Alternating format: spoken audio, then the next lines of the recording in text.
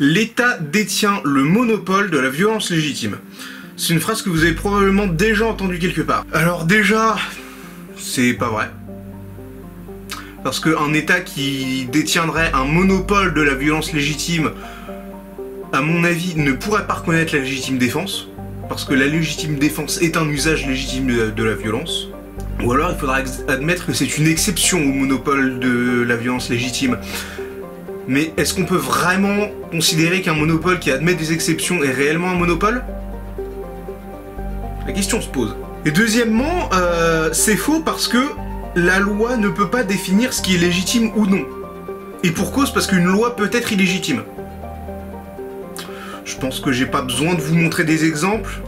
L'actualité de ces dernières années se suffit à elle-même dans le rôle de faire exemple à cette affirmation. Alors quoi, ça veut dire que la phrase qui dit que l'État détient un monopole de la violence légitime est complètement fausse, ça ne sert à rien? Eh ben, pas forcément. Le problème, c'est plutôt l'idée de considérer ça comme un état de fait légal. Et c'est la réflexion que je veux sortir aujourd'hui. Cette affirmation ne veut pas dire que légalement aucune violence légitime ne peut être reconnue en dehors de l'État, parce que la légitime défense. Et bien évidemment, le droit ne fait pas raison de réalité, donc il ne veut pas dire non plus que en toute circonstance, quoi qu'il se passe, toute violence ne peut être légitime que si elle est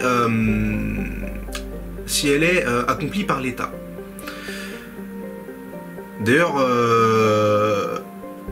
je vous ferai remarquer que ça ne veut pas dire que toute violence commise par l'État est forcément légitime. Et je pense encore une fois que l'actualité de ces dernières années se suffit à elle-même en matière d'exemple. Alors pour repenser cette phrase, j'ai eu une réflexion simple. Et cette réflexion est liée à l'idée de l'État-providence. L'idée même d'État-providence, c'est que l'État sert en fait en quelque sorte de bouclier, de protection aux citoyens qui vivent dans cet État même. Et c'est pour ça que l'État devrait toujours exister pour la population qu'il chapeaute. On en avait déjà parlé dans une ancienne vidéo. Ce faisant, on peut très bien se dire que parmi tous les dangers qui menacent les citoyens qui vivent sous la coupe d'un État, une des choses dont les citoyens peuvent être et doivent être protégés par leur État-providence, c'est l'usage même de la violence.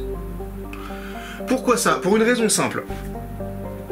Je l'avais expliqué dans la vidéo sur le flic de Nanterre.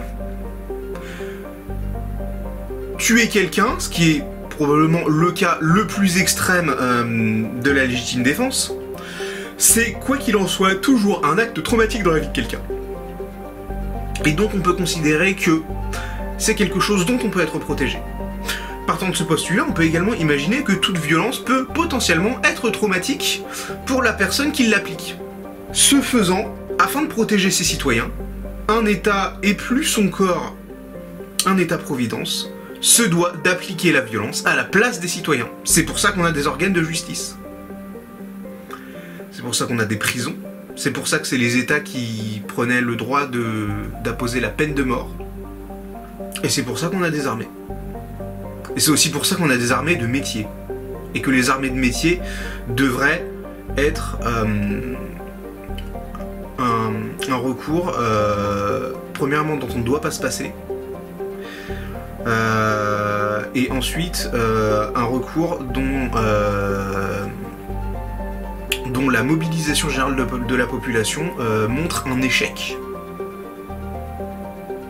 Parce que si le rôle d'un État-providence, c'est de protéger ses citoyens de la violence, s'il les mobilise pour faire la guerre, c'est clairement un échec.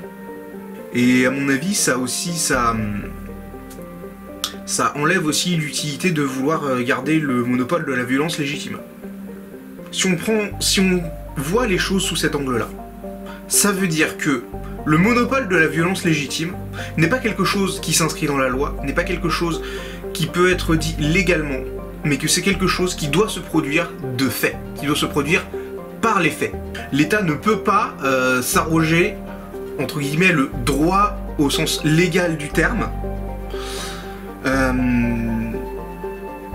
de pouvoir, d'avoir un monopole total sur la violence légitime.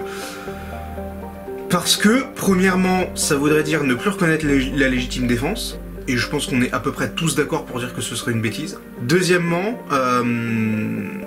ce serait, comment dire, c'est pas au droit de décider si l'usage de la violence est légitime ou non, c'est à la situation en fait. C'est le retour à la réalité qui veut ça, simplement. Il y a des faits, il y a des violences qui sont légitimes, d'autres qui ne le sont pas. Maintenant, est-ce que c'est vraiment aux gens de le juger ou non? C'est difficile de savoir. Le problème c'est que, à part des personnes conscientes, il n'y a personne d'autre pour en juger. Mais je suis fermement convaincu que malgré l'opinion des gens, il y a toujours dans l'usage de la violence un fait de réalité qui fait, littéralement, qui fait que, concrètement parlant, soit c'est légitime, soit ça ne l'est pas. Maintenant, est-ce qu'on décide d'accepter que ce soit légitime ou non? C'est ça qui fait tout le cœur du problème dans les jugements populaires déjà, et dans les traitements judiciaires des affaires où malheureusement la violence a été appliquée par un citoyen et non par l'État, peu importe que ça ait été légitime ou non. Et donc, chaque cas où un citoyen a usé de violence de manière légitime, eh bien, si cet usage de la violence a été traumatique pour la personne qui en a fait usage, on peut considérer que c'est un échec de la part d'un État-providence. Et c'est pour ça que un État se doit de garder de fait, le plus possible, un monopole de la violence légitime, même si on peut se poser la question de savoir si c'est vraiment un monopole du coup, parce que il y aura toujours des cas où l'État ne pourra pas être là, où il y aura un usage de violence légitime par quelqu'un d'autre que l'État. Mais, comment dire, l'État étant fait d'êtres humains, les êtres humains étant des êtres imparfaits par nature, il n'est pas possible que l'État ait un monopole total de la violence légitime. Il faut donc voir, à mon avis, cette phrase comme un idéal. Un idéal qu'on ne peut pas atteindre parce que c'est la nature même d'un idéal, mais dont il faut, comme tout idéal, essayer de se rapprocher le plus possible. C'était Doug. À une prochaine fois.